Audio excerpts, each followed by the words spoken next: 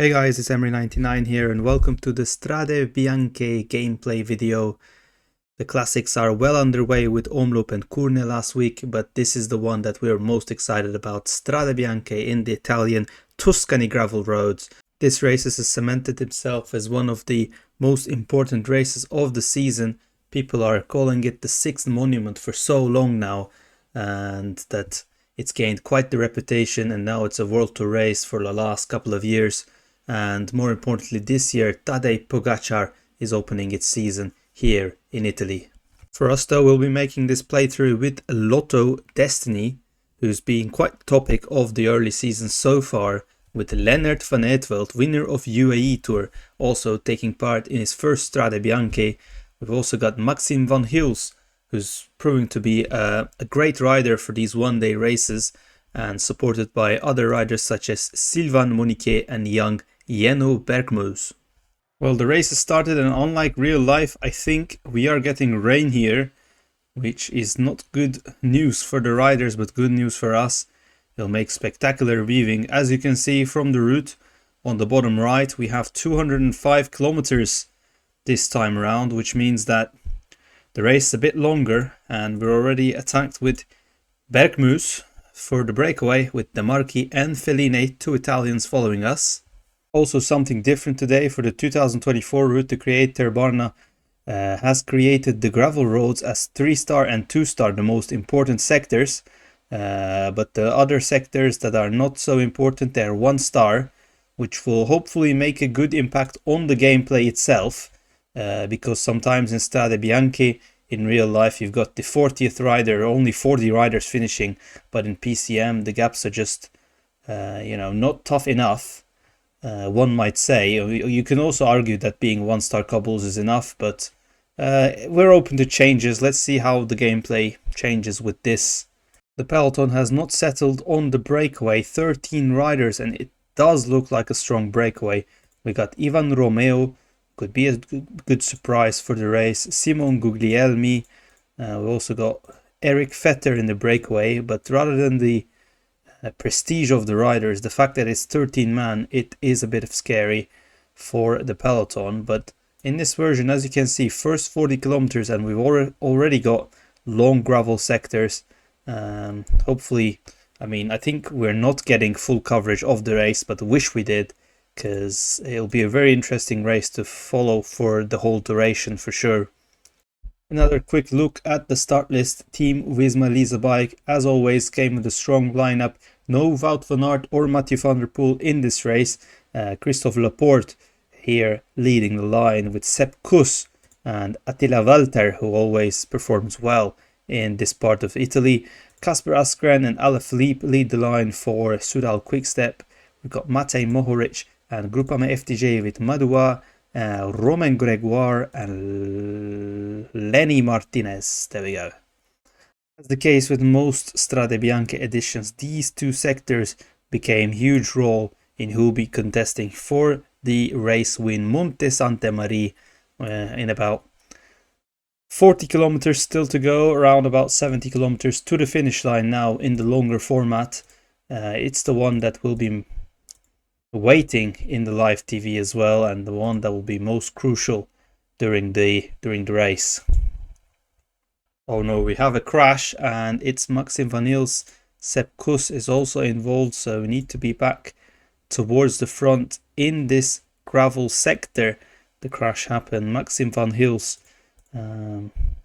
finding himself in the deck, but we have to be back surely in order to contest, but there's still 117 kilometers, so not the end of the world.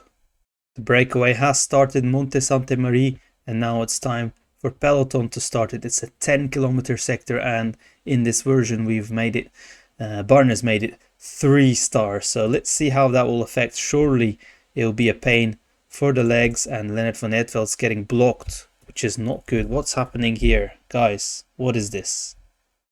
What was that blocking? I don't know, but that's definitely not what we wanted. Monique is here, hopefully, but Maxim van Gils is now alone. Isaac Del Toro in front of the peloton, the strong Mexican rider. Definitely will see him in the front of the race at some point as well, but right now working for Tadej Pogacar and he's done a splendid job so far. Maxim van Gils not in the ideal position. Show and Pogacar here, while we have a crash of Walter and Gogo with the rain.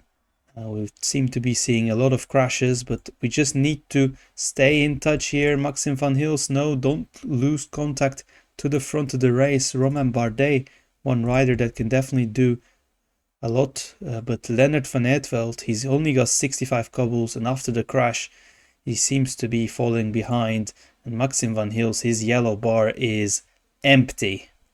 Okay, the pace seems to be chilled after those two crucial sections, and now we have attacks. Asgreen attacking Dylan Teuns, Bajoli attacking Pogacar, Mohoric. I mean, we are not going to respond to that one for now because we are comfortable in the peloton, but these attacks could be crucial for the stage win. Obviously, Tadej Pogacar, he needs to work for himself because no one will want to work for this guy. I mean, we got Mohoric and Paulus, great rouleurs in this group, but for us with limited energy, it's best for us to stay in this group.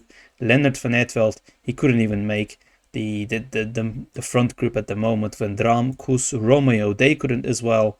But now currently the race situation sees 6 riders in front and 37 riders in the back with 50 kilometers to go.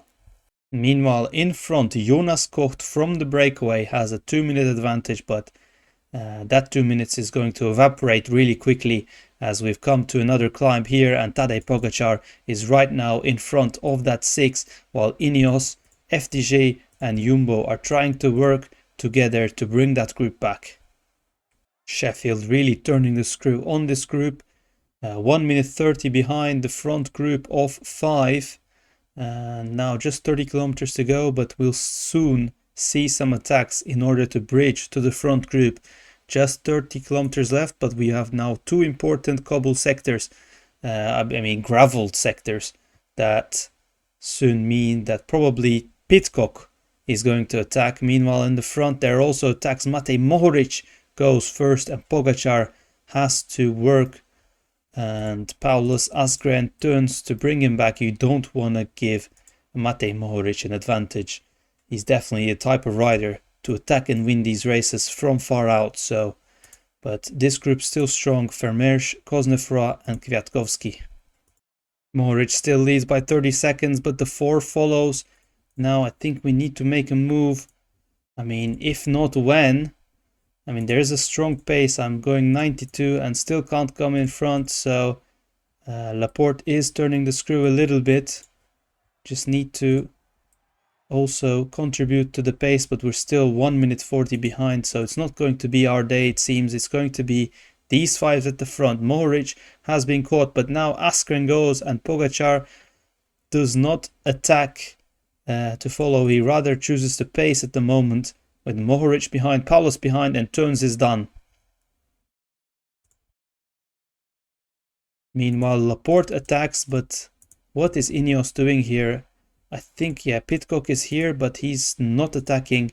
And now we're coming to the final, not the final, but the penultimate gravel sector here. Mohoric, Asgreen, Pogacar and Paulus.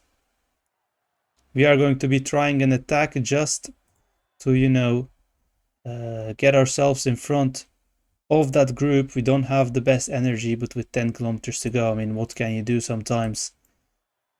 Trying to bridge to the Laporte group.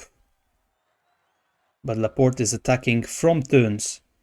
He could potentially bridge to this group, who are not going too fast at the moment. Asgreen attacks and Pogacar follows. 8.5 kilometers to go. Race situation is rather interesting. The gap is now under 50 seconds between the front group, but Asgreen and Laporte, they're all attacking at the moment. Teuns struggling to keep up. We are trying to bridge, but it doesn't seem to be the case. With 4 kilometers to go, our yellow bar is just not there. We're just hoping that they are going to slow down before the final climb. Just trying to follow Dylan Teuns here. We got his wheel for now. But now 2 kilometers left. Mohoric, Pogacar, Paulus, Laporte and Asgreen in the famous climb. Paulus is the first one to go. Meanwhile, for us, we need to also try to make a move. There we go. Sorry for the I had my num lock, but Pogacar sprints from the left, Laporte from the middle. Pogacar seems to go too early. Who is going to win? It's Mohoric on the right. Is he going to hang on? Yes!